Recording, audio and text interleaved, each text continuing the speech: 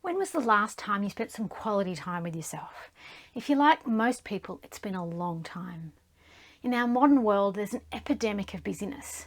If we're not working, we're commuting, eating, dealing with family, shopping, cleaning, watching our favourite show, or distracting ourselves on our phone. On rare occasions, we might also hang out with friends and family or go do something exciting out in the world. But we're rarely alone with ourselves, and that's a big problem.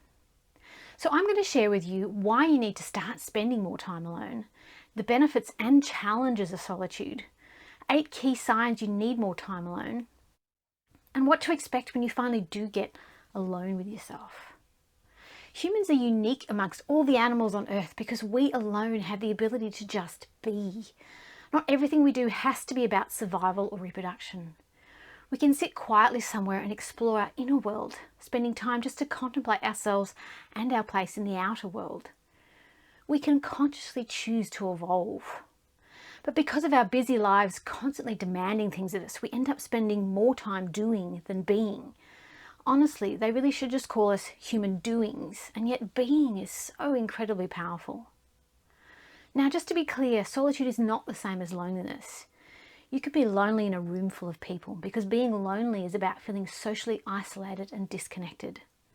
But on the other hand, solitude is about spending time by yourself and being comfortable with that while still enjoying healthy connections with others.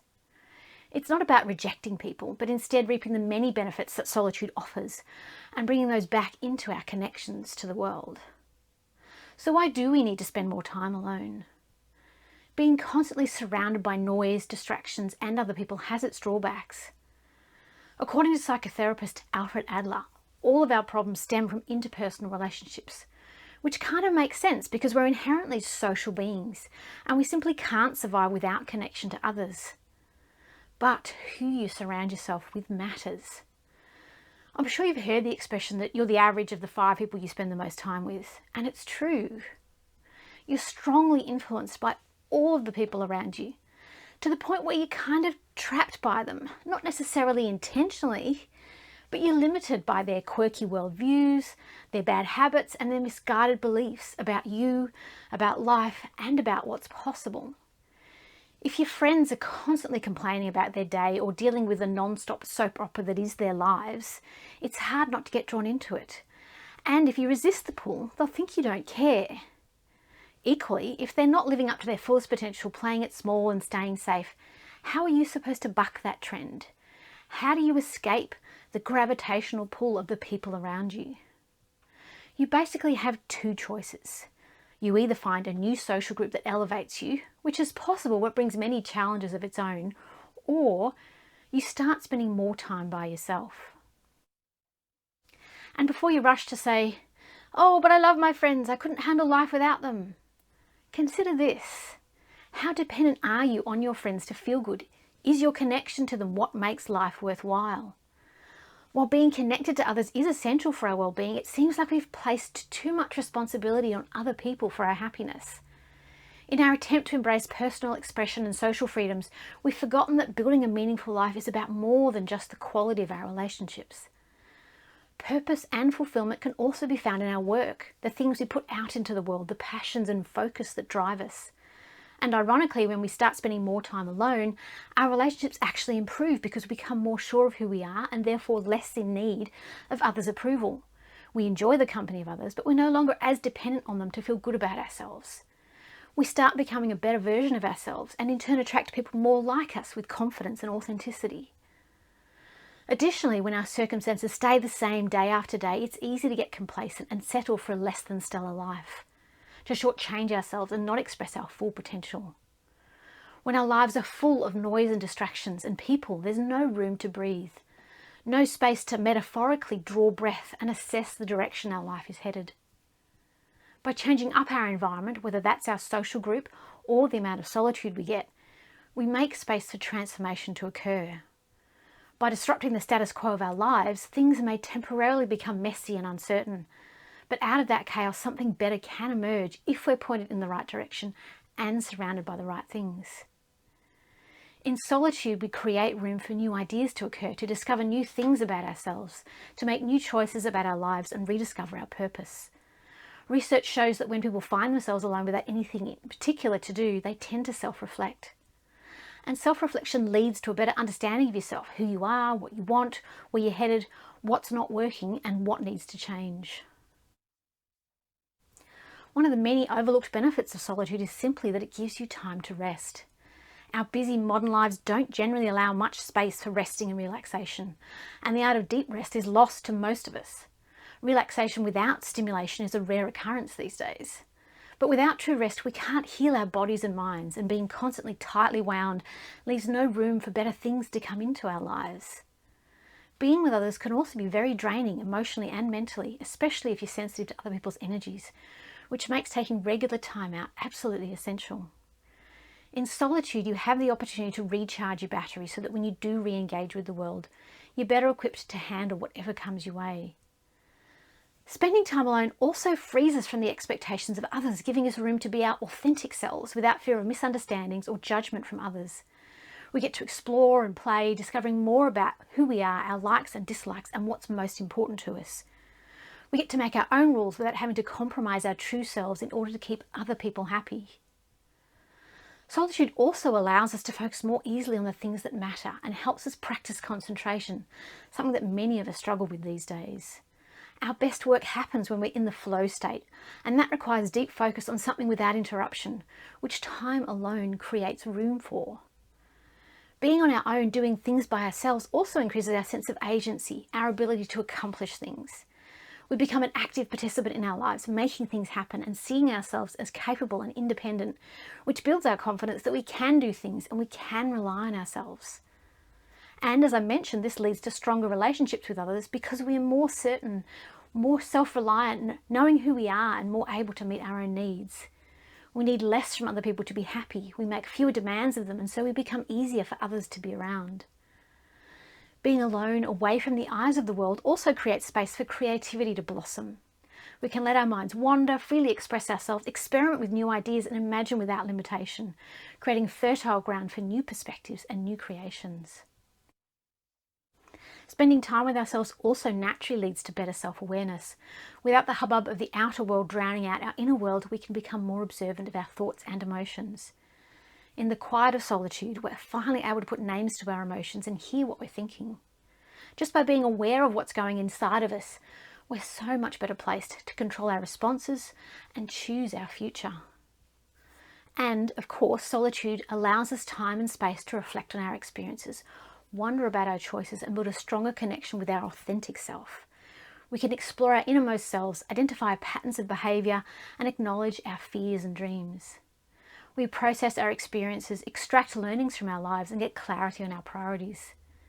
We become our own best friend and confidant. We confront our challenges and we uncover our true selves, buried under a lifetime of traumas, faulty beliefs, and bad habits. In solitude, we can discover self-acceptance, self-love, and compassion, improving our relationship with ourselves and strengthening our well-being. And when we understand and accept ourselves, we're more able to understand and accept others, further strengthening our relationships. And when we use time alone to improve ourselves, we're also more effective when we come together with others because we can focus on making things happen instead of dealing with everyone's issues. But solitude doesn't come without its challenges. For many people, spending time alone is unfamiliar territory. So many of us have worked so hard to avoid spending any quality time with ourselves that when we finally find ourselves there, we're at a loss as to know what to do. We've forgotten how just to be. It feels empty and strange, and our instinct is to get the heck out of there as fast as we can, using anything and everything to distract ourselves. Additionally, when you're away from everything with nothing to do, there's a good chance you'll start experiencing things you don't really enjoy. You might notice emotions you've been pushing away. You might find yourself feeling anxious, worried, or fearful about things. You might start remembering things you'd rather forget. You might realize your life is completely off track. Focusing inward can be downright painful.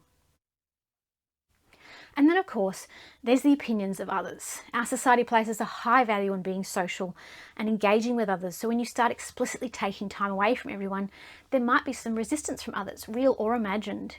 We don't want to be seen as antisocial or awkward or unfriendly or rude, so we tend to put other people first.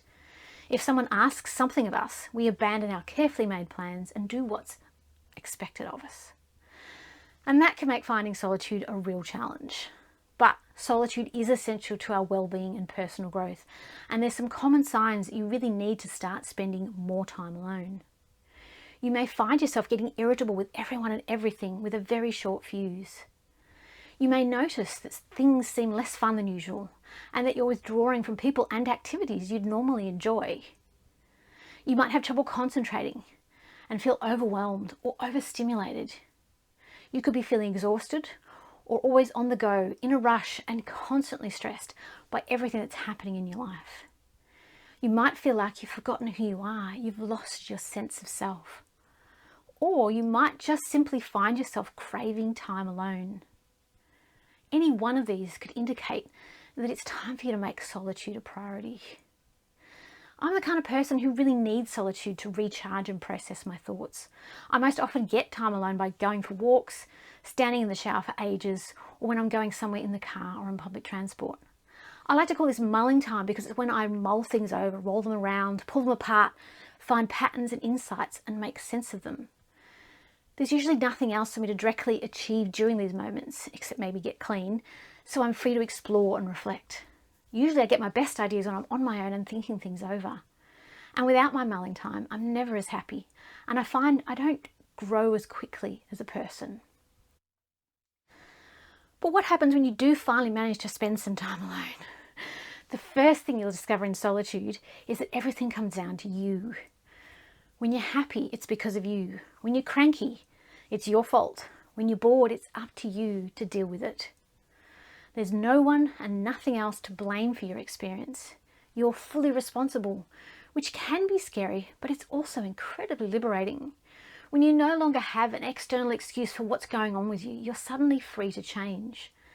Genuine transformation only becomes possible when you realize that you're the one in charge. You'll also discover that solitude allows for being fully present, noticing the current moment and hearing the profound silence in between those moments. You'll discover what it is to just be. Without pressure or expectation, you're here in this moment, being yourself, feeling every detail of the now. Everything else can fall away. Your problems are gone for now, and you can just experience life. As you start to observe your thoughts and emotions, you'll also begin to reflect on your life, your actions, your situation. You'll start to see patterns in your behaviours and see your current circumstances from a broader perspective. You'll be able to hear your doubts and fears, and with practice, acknowledge and accept them. And with your increased self-awareness, your imperfections will become something to embrace rather than something to condemn. You'll begin accepting yourself exactly as you are, not broken, in need of fixing, just a wonderfully flawed human being. You'll begin developing a stronger connection with your inner self, not based on superficial traits, but on a deeper understanding of who you really are, your strengths, your weaknesses, your values, your dreams. Your understanding of the world and your connection to it will improve, and you'll be able to see why things happen the way they do and your role in all of it. You'll understand the importance of the people in your life and the part they play without needing to sort it all out or fix anyone. Your sense of purpose and direction will grow stronger, and it'll get harder to ignore the call to greatness that lives inside each of us. You're here to experience something meaningful, and you might just start to see glimpses of that. Solitude gives you the space to dream and envision the better future that you know is possible. In the silence, you'll also have better access to your inner voice, your guidance, your higher self, your subconscious mind, your soul, whatever you want to call it. You'll be able to finally hear its whispers as it gently nudges you towards the best version of yourself. And once you know who you really are and can clearly hear that voice, it'll be so much easier to stay aligned with your true self as you step back into the world and achieve your full potential. Solitude has so many benefits worth all of the challenges, and yet we spend so little time in it. I've linked to a resource for you that will make it significantly easier and more enjoyable to spend more time in solitude, no email required. But when you emerge from your solitude back into the world, it's going to be challenging to remain aligned with who you really are. So in this video, I explain why how you feel matters more than anything else. 3 key concepts about feeling good that will help you stay true to yourself. A simple 2-step process for feeling better and staying aligned, and 6 easy ways to shift how you feel. And now I think I need to go spend some quality time with myself. And I'll see you in the next one.